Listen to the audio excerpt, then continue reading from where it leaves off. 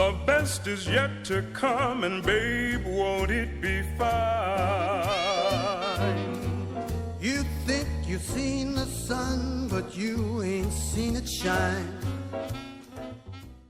Hello everyone, welcome to Ask the Treksperts, the show where we answer your questions about Star Trek. I'm Captain Logan. And I'm Sarah. And we've been getting a lot of questions lately about what our thoughts are on the new Star Trek film, so we thought we would go ahead and answer those now, get that knocked out early. Lots and lots of folks on YouTube have, of course, made videos about the new movie, because it's been out since May, and so tons and tons of videos, and so I didn't want to do just another review of the movie. I don't think there's really anything we could say that hasn't been said. There has been a lot that's been said on the topic already. And lots of stuff I agree with, lots of stuff I don't agree with. I think we wanted this video to be more about what we think this means for the future of Star Trek. Yeah. And so we'll talk about the movie. We'll talk about some of what we like, what we didn't like. But I really want to focus mainly on where it's going and how we feel about that. Right. So when we first saw it, now we saw it the night before it opened. We went to we went to the midnight show. Well, actually, it wasn't midnight, was it? We got to see like a cool 8 o'clock thing even. And how did you feel immediately after we saw the film? I thought it was a good movie. Personally, well, I was not sure what to expect before, while going in, because I'd heard different things, and I just wasn't sure it was going to stay true enough to Star Trek canon. Mm-hmm. And I think they did a good job putting a lot of fan service into the movie. They did, yeah. But I was a bit worried it would just be too much of an action film. And it kind of was, but it was still fun. Mm-hmm. And so I thought it was overall a very enjoyable experience and a fun movie. This is going to make it sound like I hated it. I don't. I really like it. Let me just start there. That I really like it.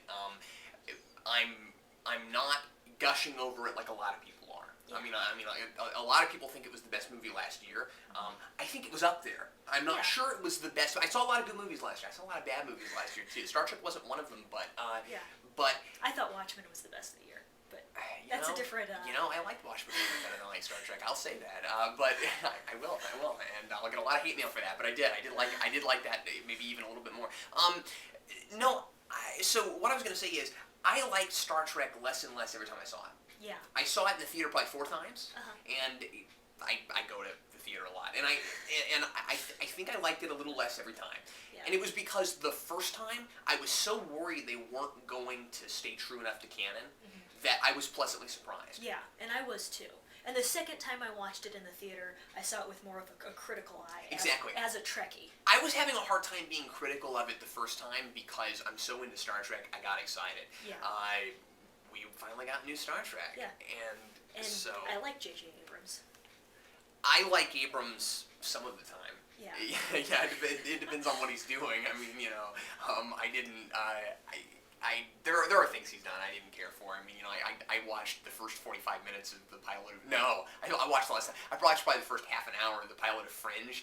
Couldn't do it. Oh, and really? never watched any more of it, yeah. Yeah. And then with Sarah's, Columbia House thing, she accidentally bought this first season of Fringe and decided to keep it, so apparently now we have to watch it.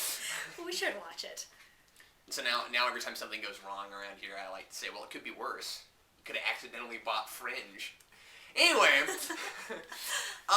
so what worked? What worked? Let's just throw that out real fast. We're not going to do a full review, but I don't want folks to think that we hate the movie. Yeah. Because we don't. No. I think the way they spun it off into its own canon, own continuity was the best part about it. Yeah, and that's what's really... The idea of actually going back and creating a new timeline over on top of our original canon was brilliant, because that means that in order for this movie to exist, it was actually built on top of 40 years of Star Trek canon, and we still get to remember all that. What's funny is when I tell people that I've got some problems with the movie and that I'm not sure I like the direction it's going, the first thing folks like to ask me is, oh, so you don't like the time travel? No, actually, I love the time travel. That's not my problem with it. What's neat about it is it's the new folks taking over are saying, we know we don't know our Star Trek well enough. Yeah. to make something in the original canon. We know this. Yeah. So then the question, of course, becomes: can these people make something that is Star Trek? And I say they could. I say yeah. So what I'm saying is you could. What this allows you to do, it allows you to tell Star Trek stories without being without being confined to the continuity that was already there. Right. There's 705 episodes. There's 10 films before this one. Right.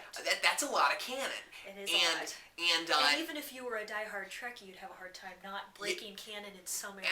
Absolutely. I mean, I'd be for I know Star Trek very well. I wouldn't know where to begin if I was going to make a series or make a movie. Yeah. Especially if you're wanting to do some kind of reboot, bring in new people. The way they did it was brilliant. Yeah. The initial concept, the idea was brilliant. That was the way to do it. And then you can argue about about whether or not they managed it. Right. But the idea of we're going to reboot continuity out of original continuity, I really like that. And a lot of the reason I like it is because, and I'm not calling myself brilliant. Right. I like this because I came up with it first. Yeah. I came up with this, you and I together came up with this years ago before anybody was ever talking about it. Well, we did it to make Enterprise make sense. We feel like, we always felt like Enterprise was already its own continuity, rebooted out of original continuity because it's all about time travel. So a lot of the stuff that happens at the beginning of Enterprise happens because things changed in the future. Right. That makes it a different timeline. Now, it's considered canon. It's considered to all be one timeline. Yeah. But you can't tell me that TOS and TNG can be part of the Enterprise timeline when nobody ever mentions Archer, nobody ever mentions the Temporal Cold War. It's like none of this ever happened. We never see a Denobulan. They helped found Starfleet. None of this makes any kind of sense. We meet the Klingons too early. 100 years earlier than we're supposed to. The Vulcans are all messed up. Yep, that's right. And none of this is mentioned later. Yeah. And so Enterprise, and I'm not going to say I hate Enterprise. There are a lot of things I like about it, but I can't even watch Enterprise without considering it a rebooted continuity. Right. Which means that in my mind, now this is not canon, but in my mind, they did it already. Yeah. On accident. Well, and I know you've done a blog about this, but I really think we should do a video. We should. Just laying it out and we should. Seeing how the new movie fits into that. For those of you that don't know about this, we came up with something years ago called the 3-timeline theory.